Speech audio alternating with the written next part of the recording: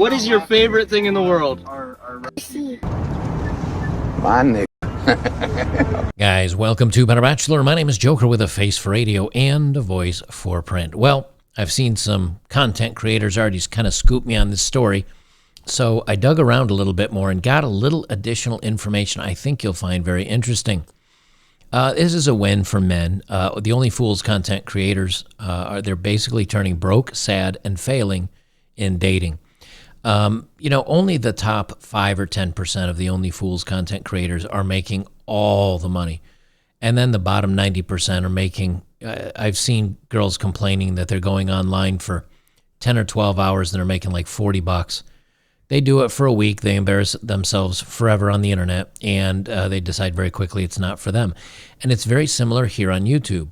There's a lot of good content creators that are making good content, but they're not big enough. They kind of didn't get in the golden era of YouTube, and so their content's not found. It's just not shared, which is why if you go on Twitter or Reddit or many of these other sites, or even dating apps now, you'll see women posting their links to their OnlyFools content hoping to make some money. Well, it turns out it's not working so well. From the human events, OnlyFools models have trouble dating, holding down relationships. A report will color me shocked. This is from today, as a matter of fact. And let me zoom it up here so you can see it a little bit better. There you go. See it a little bit better. OnlyFools content creators say they struggle to maintain relationships. It turns out having a sleazy side job in the name of female empowerment can have a negative impact on the quality of life.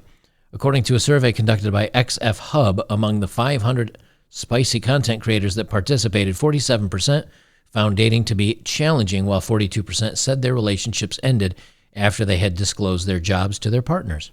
46% reported that being an OnlyFools content prevented them, OnlyFools creator prevented them from maintaining healthy relationships, and 31% that the financial earnings they made resulted in jealousy from their partners, Daily Mail reports. Now, let's break this down. It's only 500 of them, and granted there are thousands and thousands, but 500 is a decent sample size. 47% found dating to be challenging, so that's half of them that just struggle to date. 42% said their relationships ended after they disclosed their jobs to their partners. Now that's where I'm saying men are winning. Men are, and I was trying to explain this to somebody earlier, and I don't remember where it was, whether it was on Twitter or where, but for a man who is looking at a woman as a sexual object, i.e. OnlyFools content creator, a professional, a lady of the night, shall we say, he looks at her for one thing and one thing, two things, and two things only. Three things and three things only. Her beauty, and I mean that to be like body weight, her looks, personality, everything is her beauty. Her accessibility and how easy she is, and her cost and how much she's going to cost you for a good time. When a man looks at a woman as a relationship partner, yes, he takes the first two into, although if she's high maintenance, I guess the third one would come into effect. So he does, I guess, contemplate, is she high maintenance or is she kind of a chill, down-to-earth girl? How much is this going to cost me over the long run? Am I attracted to her? Is she going to sleep with me?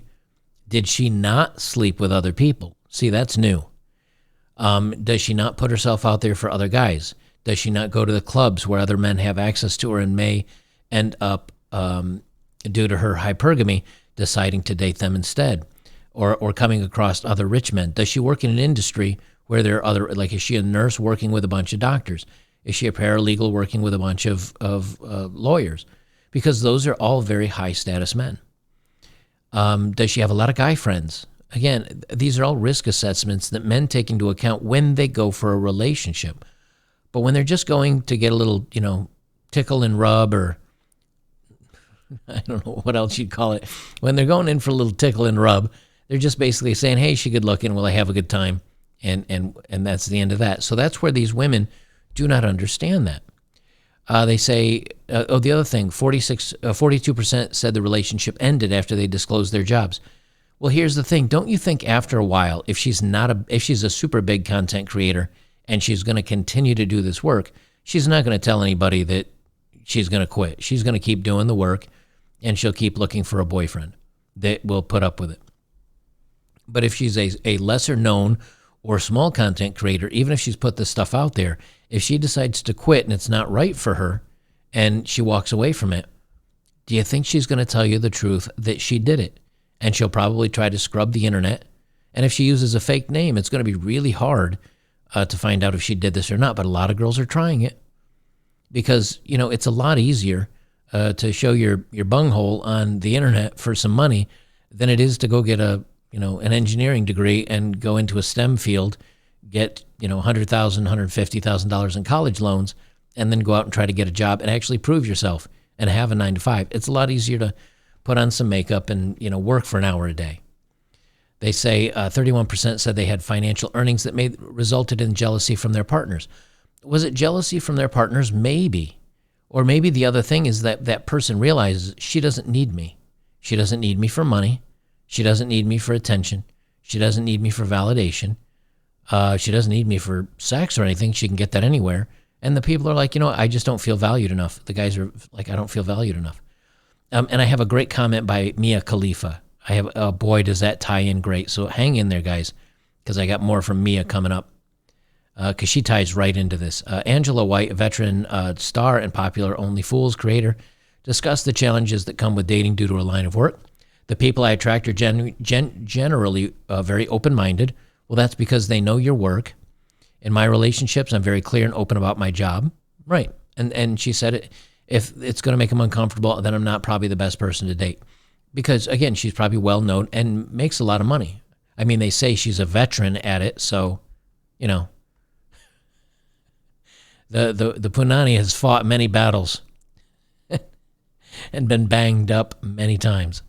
Despite the challenges that come with being a content creator, some OnlyFools performers say the benefits outweigh the negatives. Now, they go through here and talk about women making lots of money, and they love sleeping with, people, and they love their lives, and everything's great. But here's the thing. You also have to remember, most of these content creators are, I've read most of the stories that I read are from 36 to 38 and younger. There's not many that are making, a lot of money in the 40s and 50s.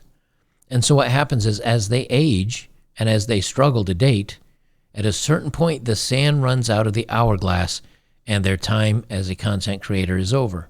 They kind of say the same things in this one, and they have some of the pictures. Look at the amount of makeup. Look at the heavy ink. I mean, these women are not going to be attractive in the years to come. Some of them may be, but I mean, look at this one. She's starting to get the jowls a little bit. So what do? They inject the face and the lips, and they inject this, and they inject this. They inject everything. Before you know it, they look like a Barbie doll. Nobody wants to date that, and I've got proof of that. Let me put this in the right order. I'm going to read some headlines, and then I'm going to mention what Mia Khalifa says. Women shares dating woes as men keep ditching her when they find out her job, and she's very pretty, again, with the makeup. This one is from the New York Times. Jobless, selling stuff online and still struggling. And another one, why won't you date a girl that has an OnlyFools? And if you don't, then you're a misogynist. Yeah, go ahead, insult your customers. That's a great way to go about it.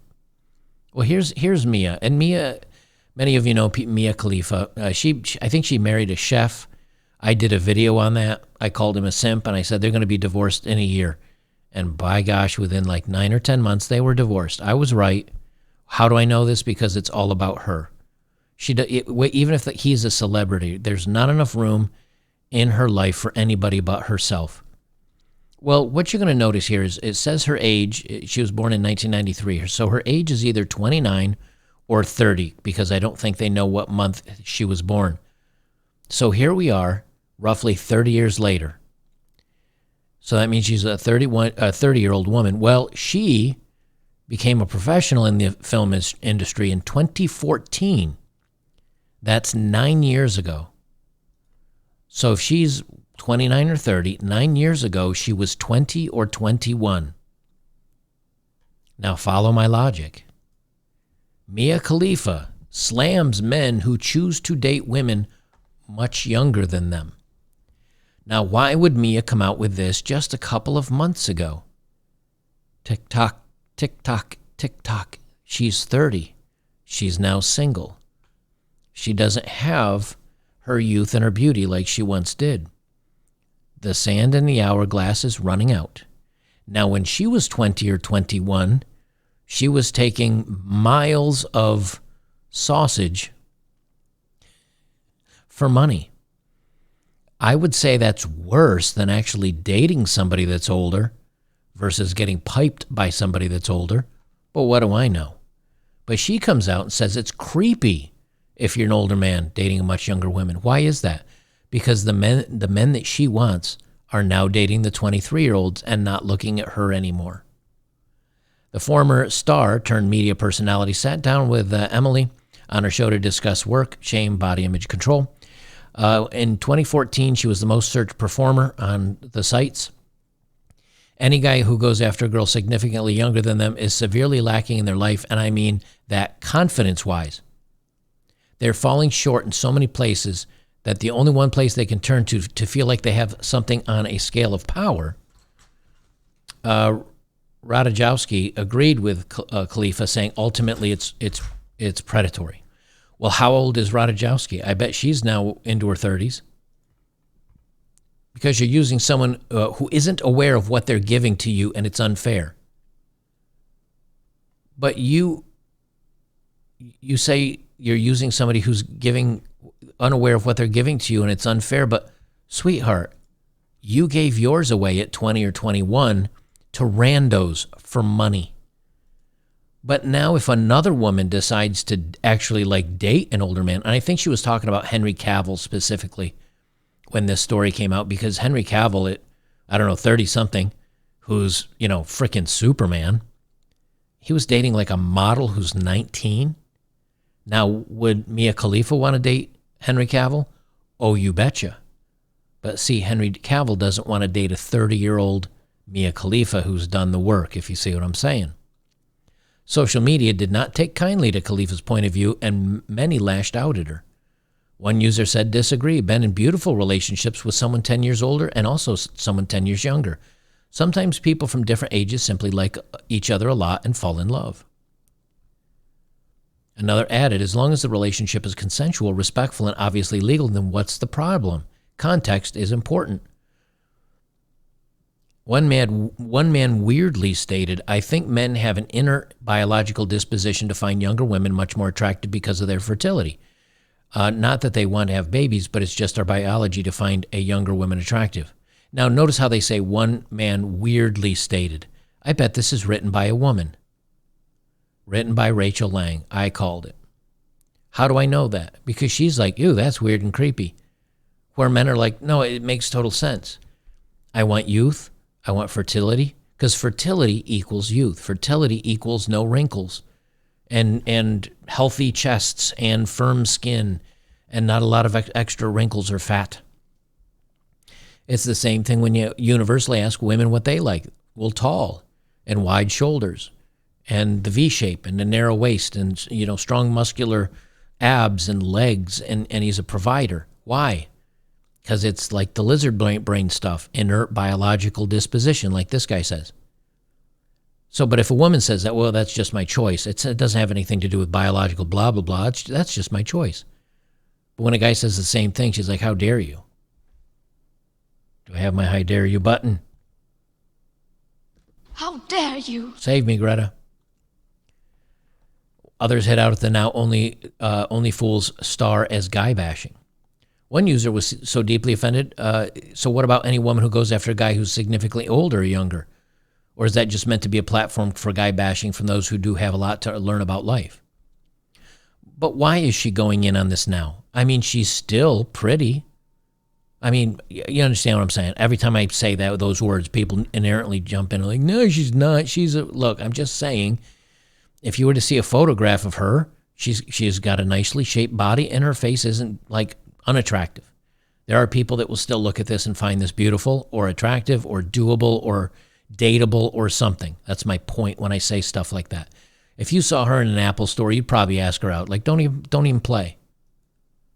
Right? But the whole thing is that she's starting to get mad because she's not the one anymore. She's not the one being chosen anymore. And this always happens. The women that take advantage of their youth and their beauty, whether they're doing OnlyFools, whether they're doing the saucy content, they always say, oh, the world is my oyster, and they're selfish, and they get what they got coming to them, and they make their millions, and they become very successful. And then when they don't find somebody for themselves and the sand runs out of the hourglass, they become bitter, they become angry, and really they end up hating who they once were, which is a young woman with all the advantages. When she loses her advantage, she's angry at the same women doing the same things that she did when she was younger. All these women do. All of them do. And that's why these women are struggling dating. That's why they're not having fun anymore. And yes, they may become incredibly rich, but what do they do with that money? If they buy a home and they invest it well, you could retire easily for the rest of your life if you lived within reason. But most of them want to be rich and live the rich, fancy lifestyle, so they work making their own bag until nobody wants them, and then they want the guy that's making the bag so they can take it easy. And those guys say, no, thank you. I do earn the bag, but I don't want to date a bag. You know what I'm saying? So, guys, I will leave it there. I think that's all I have. As far as, here was the other thing I was going to mention. This was on Twitter floating around today. Demographics of long-term antidepressants. Look at the skyrocketing, right? From 2000 until 2023. Now, men have gone from roughly, and this is how many people per what? They say, I guess, how many millions of people. So men were at roughly men were roughly 1 million, and now they're up to about 3 million. That's not good, and that's men over the age of 45. So middle-aged men definitely taking some stuff to help them along. You look at minority men, minority women, they were very small, but again, they're a smaller segment of the population. But they've jumped way, way up. But look at Caucasian, look at the white women. And if you don't know why I say it that way, I think I did a video on this awful Asian woman that got burnt by her boyfriend. And she said, here's why I hate white men. So if you're white women, though, they were around 1 million, the same as white men right here in 2000. Look at this. White men, because here's the men. Zoop, zoop, zoop. No, I'm sorry. Men were down here. Is that right? Yeah, men were down here at about, 500,000, something like that. Where women were right here around 1 million. Dun, dun, dun, dun, dun, dun. Now look at them, 9 or 10 million. So while everybody's gone up a little bit, white women have gone up a ton. But these are the ones that are supposedly the happiest and have all the advantages, and you go girl and 400 pounds, living your best life, stunning and brave, work any job you want. The stress is taking them out, man. They're not doing well. And you notice the age demographic, 45 and older. That's the age, like my mom and my dad, when my mom was 45, my dad was like 56, 55, 56. He's 10 or 11 years older than my mom. So when she was like 45, he was talking about retirement. And I think he did retire early because he invested wisely and did well and didn't spend a lot of money. We lived beneath our means as a family. And so at 45, mom's like, yeah, family gets to retire. The kids are, I think my sister and I were both over in our 20s, like doing our own thing by then. So they were empty nesters, and they retired to Florida like all people do, or all old people do. And then they took the easy life. Well, now these women don't have men to retire with, and they don't have anybody to lean on. And if they overspend their money, they don't have someone saying, baby, look, like it's not in our budget right now, and they don't have it. They don't have that. They're just like, I've made so much money for so long, I'm going to go crazy. And then realize they're ending where they want to stop working and they're out of money. So it is what it is, I guess. And then here's the last one. Many people taking this stuff discover they can't quit. Women saying they're dropping out of work, dropping out of jobs, dropping out of life, dropping out of everything. There's a reason why they call them wine moms and crazy cat ladies with wine and cats and Now they're pill popping and taking the antidepressants. And then on top of that, I don't know what they're doing other than that. Probably getting involved in politics and yelling at everybody, turning into Karens. Ironically, the next generation of Gen Xers or Gen Zers is probably going to be the biggest fold of Karens we've ever had in existence because they're angry at everybody. I'm just saying. So there you go, guys. I thought this was kind of interesting that, women overall are not happy. They're getting rejected. They're going to be lying about doing this content, or they're going to be alone. They're going to do this stuff until they're too long, and then they're going to end up alone. They're going to end up alone. Now, the good news is that if if you take care of yourself and you end up in a retirement home in your 70s, you're going to have a whole lot of single crazy cat ladies to bang around with. It'll have so much plastic in them, they'll probably still look good, or at least look young. But other than that, man, you gotta pay attention because I think they're gonna try to take advantage of it. They're gonna try to take advantage of guys as guys age and guys become more successful. She's gonna be the born again V, and she now believes in Jesus, and now she wants to date you after she had a horrible past and did all the crazy stuff in the world. Guys, if you're here over on betterbachelor.locals.com, thanks for being over here. Don't forget we got movie night Saturday nights. For those of you on YouTube, come on over as well, or go to Rumble. And if you're over on Rumble, you can stay there or you can come over to Locals. I just want people off YouTube. Get away from YouTube. They're censoring everybody. They're making it boring. It's no fun over here anymore. There's better places to be had. All right, guys, we'll leave it there. We'll see you in the next one.